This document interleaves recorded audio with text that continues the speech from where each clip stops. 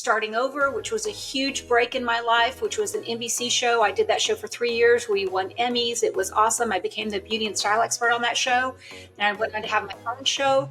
And so, yeah, I mean, I'm really fortunate. I've done hundreds of episodes of television. But you know, what I do now is very different. This is the first time I have ever had an acting job, because I've done reality television for over 2 decades, but now I am the latest character on General Hospital, which is a show, it's a legacy show that's been on for 61 years. This is Girl Take Note, a podcast for women who are looking to turn their dreams into reality. Hey, Andy, welcome to Girl Take Note Pod. How are you? Happy to be here. Like I said, I wore pink for you today. I see. Doing the girl thing for you. Yes, you matched the background. I got on white and black, you got on pink, so it works. You've had such a diverse career in TV, fashion, and now you also have a podcast, correct? Yeah, well, I haven't launched it yet. I have been, okay, but I have recorded several episodes. I'm waiting to get, I think, the episode that I really feel like the top 3, and I'm going to launch with the top. So awesome. Okay, so how did you get started, and what kind of inspired you to pursue such different avenues? Oh gosh. Okay. Well, it's a loaded question. It is a loaded question because, you know, I come from a very small town in Alabama, and there weren't a lot of options. You know, I thought everybody pretty much, you know, becomes a teacher or a nurse, which is lovely and so needed. And yeah, I wasn't into that. My grandparents wanted me to take the civil service exam and be a postmaster. They thought I'd be good at that. Yeah. But, you know, God made me tall. And that's really kind of what changed my life. I know that sounds ridiculous, but so I was tall and skinny. And so because I was 5'11" at the age of 10. Wow. Yeah. Yeah. I was actually the tallest person in my entire school. I'm sure. In the 5th grade. I was taller than every teacher, like cafeteria worker, janitors, everybody. It was a small school, but nonetheless, it was a little overwhelming. And, you know, it was someone who just said to my mother, you know, that, have you thought about, you know, her modeling? And I was like, no one had ever told me I was pretty. I was never thought of as attractive at all. So I am fortunate that I was tall. Someone suggested that, you know, I get into modeling. I went to like this modeling convention. And by the time I was 17, I was, you know, living alone in New York City. I dropped out of high school. I got my GED, and I went right into college in New York, and New York watered me and it let me grow in ways that, you know, Chickasaw, Alabama really kind of never did. And so I thought that I wanted to be a sportscaster. So I started studying to be a sportscaster, and I got an opportunity with QVC, and then Starting Over, which was a huge break in my life, which was an NBC show. I did that show for 3 years. We won Emmys. It was awesome. I became the beauty and style expert on that show. And I went on to have my own show. And so, yeah, I mean, I'm really fortunate. I've done, you know, hundreds of episodes of television. But, you know, what I do now is very different. This is the first time I have ever had an acting job, because I've done reality television for, you know, over 2 decades. But now I am the latest character on General Hospital, which is a show. It's a legacy show that's been on for 61 years. I can't even believe it. I used to watch it with my great grandmother. I did too. I was a big fan. Yeah. I mean, we all are, right? I mean, everybody had their General Hospital moment, but over 2 million people a day still watch the show. And my character is Pearl, and I am a co-host with Morgan Fairchild. Okay.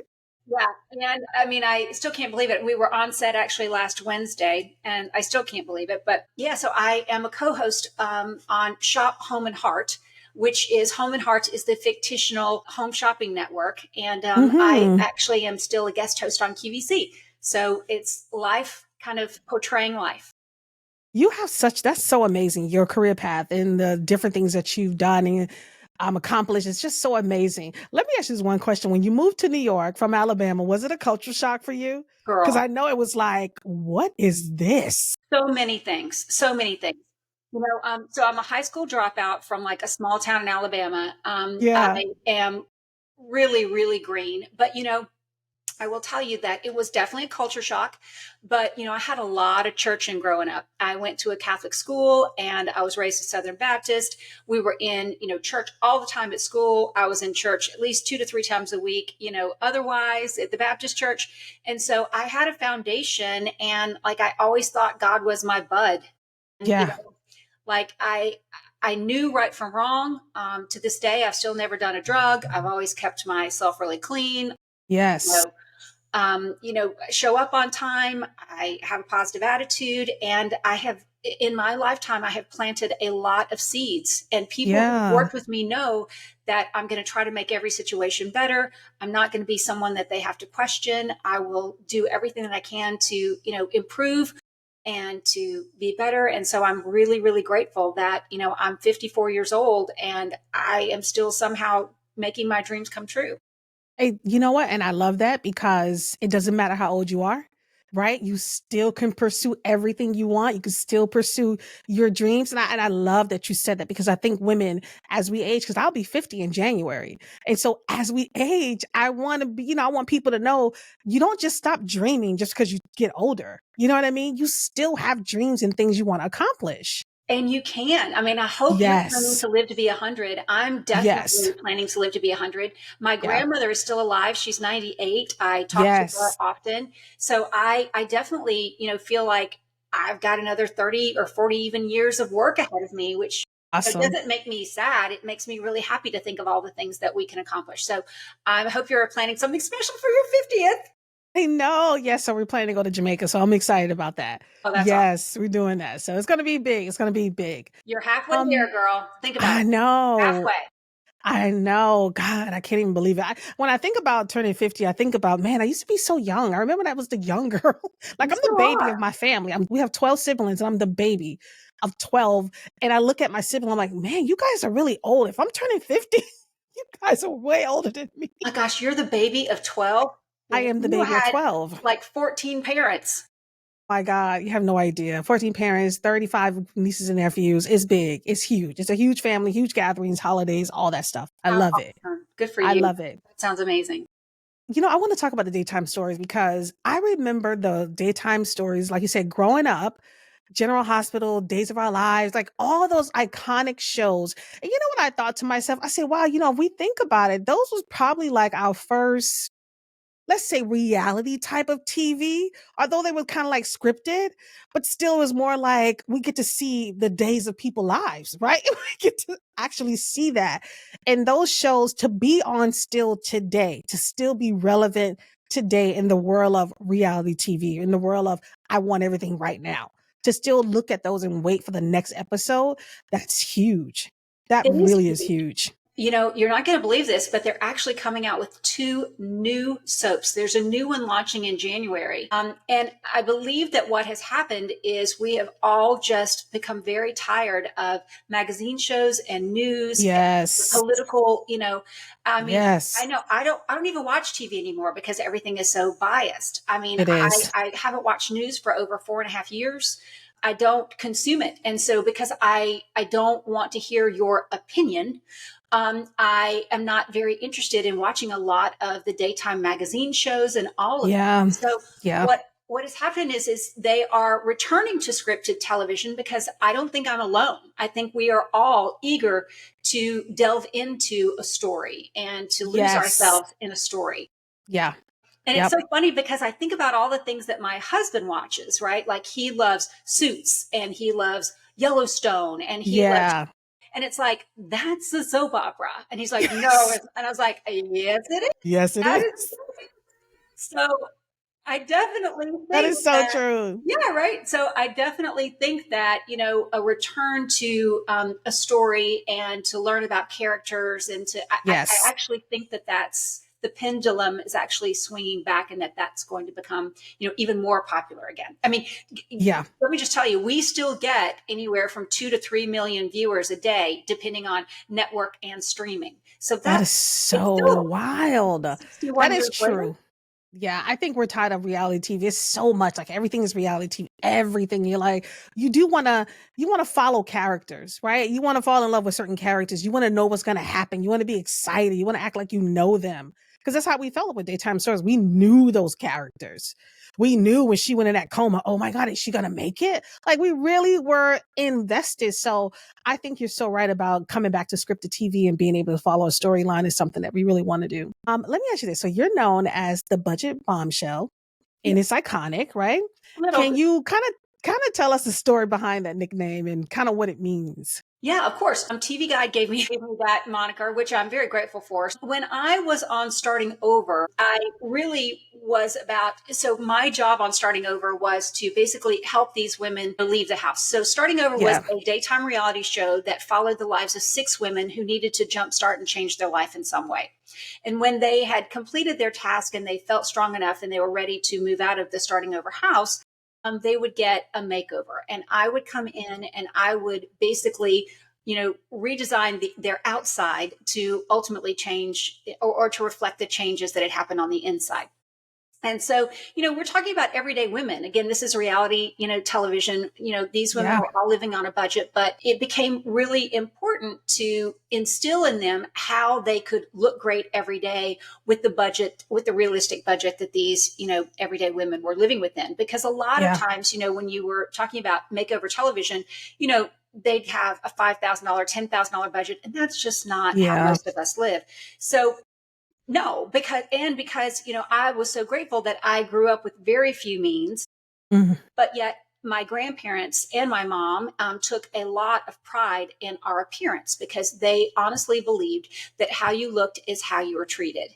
And so as long as, we looked presentable and I looked current and, fresh, then I was ultimately treated with a little more respect. And so that became a really big kind of voice in my head my whole life. And I learned as a model in New York how to, navigate that world and how to blend, the thrift with the new and how to use color.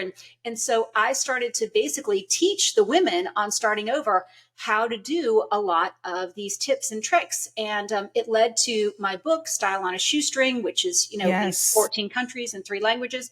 And so that's how it all basically began, is within the Starting Over realm. And then that led to my own show, Sense of Style, which was great. But I just always believed that you don't have to spend a fortune to look like a million. Now there's lots of proof of that. And we have lots of ways to shop that, we really didn't even a couple of decades ago. But I just firmly believe that, there are better things to do with our money, whether we have it or not. Yeah. You don't to look great. It doesn't take a lot of money. Yeah. Doesn't have to break the budget. Is there a memorable moment for you for one of those transformations that stands out to you from the show? Yes, it really, yeah. I'm trying to remember her name. I think her name was Brenda. And it really revolved around her teeth. Yeah. So Okay. I have always told my kids that I will go hungry before they have bad teeth, because your smile is everything. And if you are not comfortable with your smile, then it doesn't matter, what kind of bra and outfit I put you on. Yeah. Your smile is everything. And so changing her smile, believe it or not, is something that I will never forget. And I still am, connected to her through social media. So, I know that that's not exactly a fashion thing, but it's definitely something that stands out. And it made me really realize how important your smile is. Yeah. Yeah. That is so true. Your smile is everything. So I just wonder, whatever that thing is for you that makes you feel like you're beautiful, right? Could be hair, could be teeth, could be anything almost. Well, and your wardrobe should really be, your workforce, or they should be, your tools that make you feel great. They should reinforce you, And so I definitely believe that most of us only utilize about 20 to 30% of our closet, and hanging in our closet right now is a bunch of failure, money that we've wasted, people that we aren't anymore, clothes that we can't fit into anymore. And so when we can really kind of, take all of that out of our closet and create a happy place that every day we get to fortify ourselves and feel great about what we put on and feel great about what we're saying to the universe with how we show up, then that is something that's a gift that we can give ourselves every day. Yeah, that is so true. Because I know I have stuff in my closet that I brought that I just have not even worn. I don't know why I brought it to begin with. I'm not going to wear it. And I was just telling my husband today, I really need to purge this closet because I have so much stuff in here that I just feel like if I haven't worn it in a year, I'm not going to wear it. That's how I Okay. feel. So let me just tell you, in my book, I tell you this, but I'm going to give you the tip. So you want to make 4 piles: a donate, Okay. recreate, a contemplate, and a fits me great. Donate is exactly what you Mm. think. You can donate it, Yeah. or you can, try and sell it in consignment, to see if you can get a little money for it. Um, Okay. Contemplate are those things that you're like, well, I haven't worn it, but maybe. You want to take all of your contemplates and turn the hangers towards you. Okay. And if in Okay. that year you have not taken it out and turned it back around, then next time you purge your closet, you can get rid of it. Okay. I like that. So we have donate, we have recreate. The recreates are those things that need just a little adjustment, right? Like Mm-hmm. maybe it needs to be hemmed, or it needs to be taken in, or you've got to fix the Mm. strap. So if it can be fixed for under $20, it's usually worth it. If it's going to be more than $20, then you can probably buy it again. Yeah. Okay. And then the last and only thing that should go back in your closet with everything with the hangers turned the right way is the fits me great. And you'll Mm-hmm. be very surprised at how little that is. Especially as women when our weight fluctuates. Okay. Oh, yeah, That totally. is true. That is true. For those struggling with self-image, where do you recommend they start on their, I guess, their style journey? Yeah. You start with your foundation garments, because when you have your bosoms in the right place, and when you have your core activated, and you stand with good posture, which foundation garments should do for you, then everything else that you put on is going to fit differently, and you're going to feel differently in it. So Yeah. whenever I start, a makeover or working with someone, we of course clean out their closet, and then we start with foundation garments. So Yeah. getting the right bras and underwear and all of that is actually really, really important. With your bras, you want to get 3 new bras, every 8 months to a year. And each day you want to wear one, wash one, and let one rest, so that you Mm-hmm. kind of rotate them. And usually you can get 2 flesh tone bras and 1 black bra, and then you keep going with that. But yeah, Yeah. you start with foundation garments, and you'd be surprised how that will posture correct and actually make you feel better. I like that. And do you think most women, because I think this happened to me for a long time. I used to have really large breasts. I used to be a 38F. And so I got a breast reduction. And since then, because it was very painful for my back, because my frame is still small, but my it was like out to here. But I think for a lot of years, I think I was wearing the wrong size bra. Like I really think a lot of us as women, we really don't go get fitted for our size. I think we just kind of feel like we go and we just shop and we're like, hey, well, this fits. I think this is it. Do you think a lot of us wear the wrong size bra? Most of us do. And the reason, the same thing happened to shoes. And I bet you can remember this. I remember as a kid going in, and they would measure my foot, and they would Yep. see how wide it was and how long my toes were. And they'd come out, and like, the little stride right person would, there'd be like 3 pairs of shoes that fit my foot. And then they decided that it was much better to carry less inventory and create a medium. And so Yeah. medium shoes came, and now then we've got to put things in the back, and we've got to twist them, and we've got to put an insert in them, and we have to do all of these things to make the shoe fit our feet instead of, or to make our feet fit the shoe instead of the shoe fitting our feet. And the same thing happened with bras. It used to be that you would go in, and Olga or whoever it was, Yeah. you and and then they decided, well, So true. maybe we don't need to carry all this inventory. Maybe we can just, Yeah. create and shove people into things. There are new brands on the market. It's gotten much better.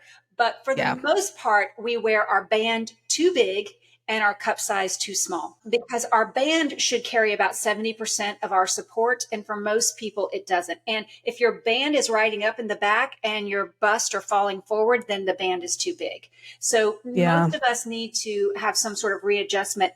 And as I have worked with people over decades, most of the time the band is too large and the cup size is too small. Yeah. Yeah. I believe that 100% because I knew I was for a long time. What do you think are some of the biggest mistakes most people make when they're trying to dress up or elevate their style? I think they overdo it. Really, you can say so much more with simplicity. Yeah. And the great thing is, simplicity usually costs a lot less. Yeah. It does, right? So that's good. I actually think people, when they feel like they are, pulling themselves together, they tend to over accessorize, do way too much, when, just creating simple, clean lines with beautiful, simple colors. And even a monochromatic look can look, 10 times the cost of something that is kind of chopped up. So I think that people tend to overdo it instead of just recognize the beauty of a color or the beauty of, a simple dress. So creating that great silhouette. So that tends to be where the mistakes. And if you watch the celebrities who walk the runways, especially like for the Oscars, you notice that really what they have done with their look is simplify. Everything just cleaner and more refined. And so that's actually the easiest way to take things up a level. Yeah, I like that. I like that a lot. You have Girlie Go-Garter, which is a huge hit and is selling in thousands of stores worldwide. How did you come up with this idea for this kind of innovative product? Yeah, so the Girlie Go-Garter is actually, it was my invention to hold my mic pack.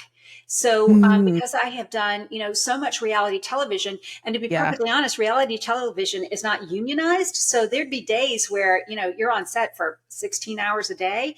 And so you're always wearing a microphone pack because you're mic'd all the time. And for most women, they hang a mic pack off of your bra. Okay. After wearing a hot, electric microphone pack on your back for hours and days, I started to get water blisters, and I was like, it like hurt all the time. I was like, there's got to be another way. And so I was like, can't I strap it to my leg? There must be something. And everything that they gave me for my leg would fall down the minute that it got hot and sweaty. Or I got hot and sweaty. So I was like, there has to be something else. So I took to creating basically a gripper that works with the heat of your body. It works better the more hot and sweaty that you get. And the Girlie Go-Garter is a pocketed garter that wraps around your leg, and it will hold up to 3 pounds. So it'll hold 2 microphone packs. So in case you have camera A and camera B, which is great. But really, that was my invention. But as I was patenting it and patenting and thinking about what I was going to do, my attorney was like, have you ever thought about it for, applications for like medical devices? And I was like, no. And so fortunately, I had very good legal counsel who were like, look, this is a great idea for many things. So now it's used for concealed carry weapons. It's used for medical devices and insulin pumps. It's used for, girls heading to prom, to concerts. Anytime you have on a dress and you don't have pockets, but you want to carry your essentials, your money, your ID, your lipstick, your cell phone keys, all of that will work in the pockets that wrap around your leg, and it adheres. My God. What were some of the challenges you faced growing your brand, and kind of what kept you motivated to keep going?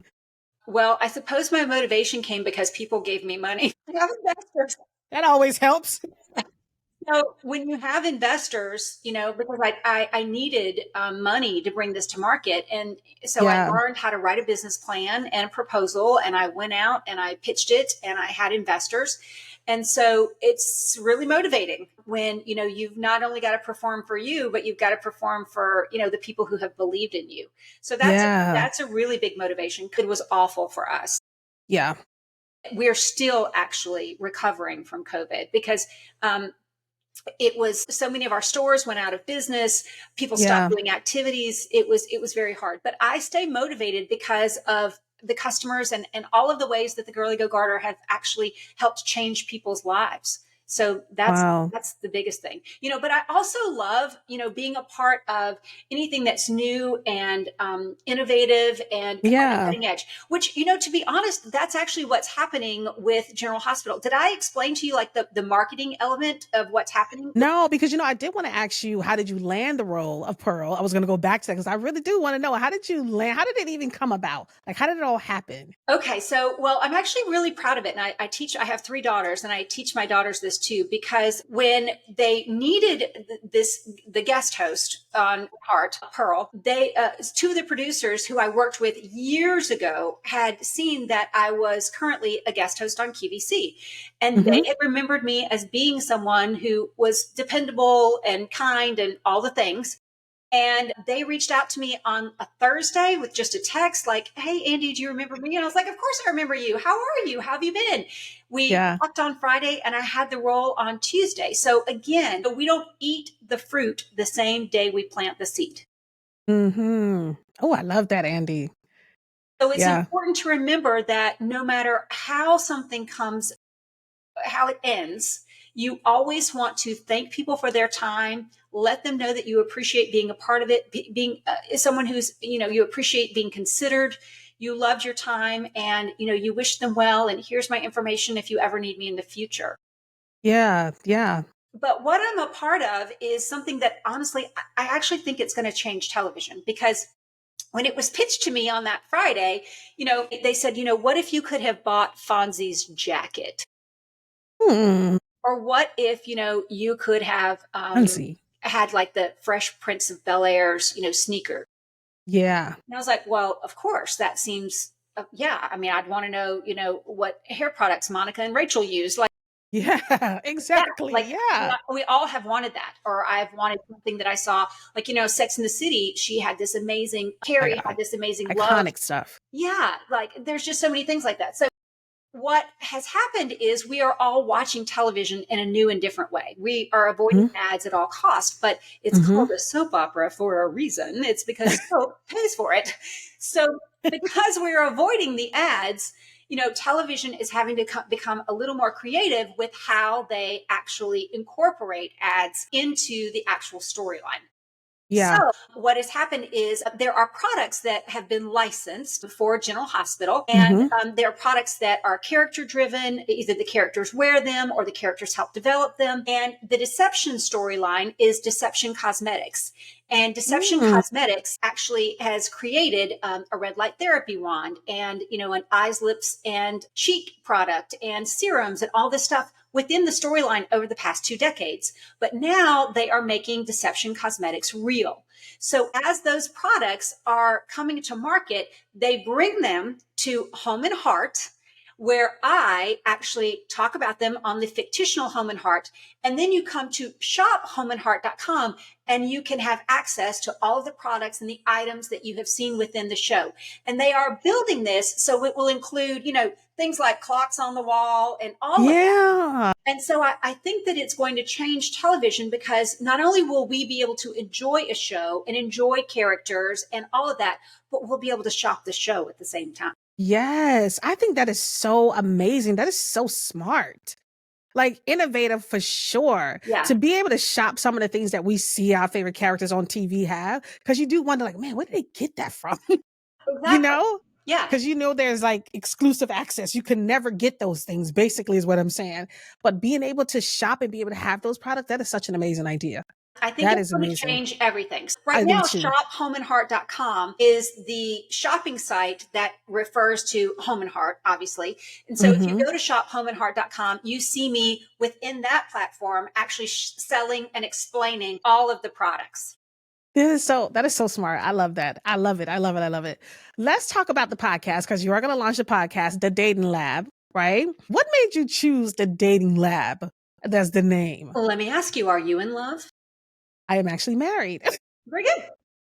Yes. You are a lucky one, because I personally have amazing women in my life, women and men, but amazing women in my life. Yes. Who are struggling with finding love. And to be honest, I have 3 daughters, and the dating world has changed so much. I mean, so so much. much. So I started doing a deep dive into the research of what is going on, like what is happening, how, and I have learned a lot about, dating apps. Did you know that the top 10 dating apps are owned by a single hedge fund?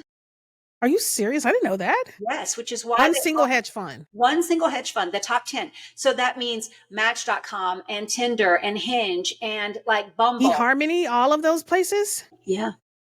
Wow. And the algorithms are created not to help you find love, but to help you continue to pay $30 a month. That's what it's about. Yeah. So there's a lot to that. And I am learning more and more. So I have started the Dating Lab because, as you know, we're now in our second generation of people who are more comfortable in a virtual world than they are truly.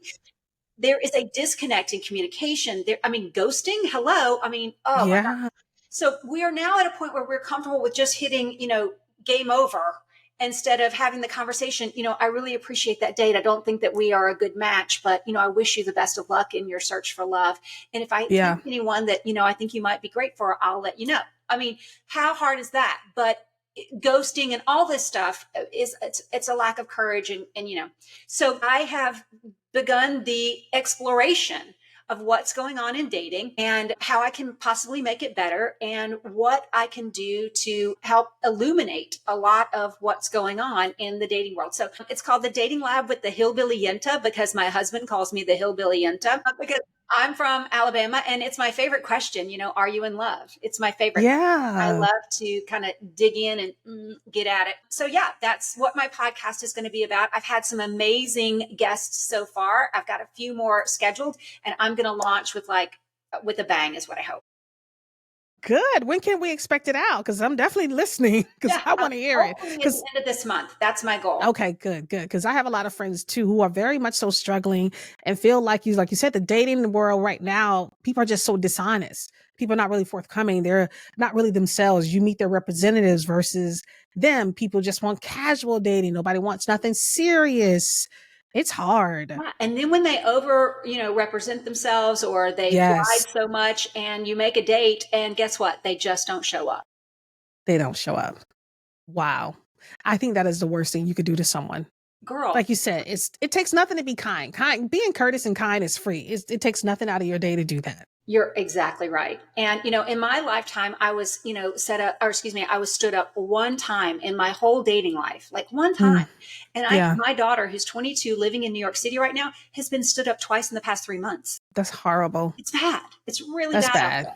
So anyway, I'm doing the deep dive, girl. I'm going to see what I can come up with. Listen, next thing I know, you're going to have a dating app, because that's just how you do. I'm not going to say no. Listen, that's just how innovative you are, Andy. So I won't be surprised if you come back on the show and you're like, now I have a dating app for women. Well, and I'd love to talk to some of your friends. That's the other thing. Yeah. But here's the thing. So the one thing that I believe is we have a tendency to complain. So believe me, there's a lot to complain about, but I really want the Dating Lab to be about solutions. And that's one of the reasons why I haven't actually launched yet, because as I listen to them, I'm like, this is too complaining. I really want it to be about solutions and to inspire people. Right? Yeah. That's why we listen. We want to be inspired. We want to learn, and not just hear people dribble on about how bad it sucks out there. Exactly. Oh my God, Andy, this has been good. I could talk to you forever. I really can. What is next? I'm pretty sure to a close, but what's next for you? Are there any other new projects outside the podcast? Anything else that you're really excited about, or any things that you have on the horizon? Aren't you so sweet? Yes. Well, I just filmed another episode of General Hospital, which is amazing. I'm so happy to say that that's coming out soon. And we are going to be launching more and more products. So that's awesome. Stay tuned for me, on QVC. And I suppose if I was really going to say what's next, it is the Dating Lab and where that takes me. It is my biggest kind of interest right now. So who knows if I've got another book in me, or if that's going to, lead to a show, or where that's right now. I'm just investigating. And I have to say, to me, that's what keeps us young, is the minute that you stop being curious is when you date yourself, Yes. And I love it. And I think it's so important. And especially with women over 40 who are still looking for love, over 50 who are still in that arena of looking for love, just to let them know, don't give up on it, because you can find it. You can find it. Definitely. My husband crassly says that every mop has a handle, but I definitely believe that we all are supposed to have love in our life. Yes. God even says that, God is love. God is love. And to live this world, you need to have love in your life. So I definitely believe that there are amazing men out there. You should also know that I really love men. I think that men are misunderstood. I think that they're flailing right now. It's some more of my, research. I love men. I don't think that they're all bad at all. I think that men are great. So I'd love to talk to your friends or anyone else and help inspire people, about really bringing their life to true fruition. Yeah, definitely. Most definitely. Not even a problem. Well, Andy, listen, this has been really great. We definitely got to have you back on the show once you launch your podcast and have more to say about dating and everything else you have going on. Because I'm telling you, I know you're just going to keep going and going and going. And it's so inspiring for me and other women too. And so, guys, listen, this is the Girl Techno Podcast. I am Shaunie Sanders, and I'll talk to you next time.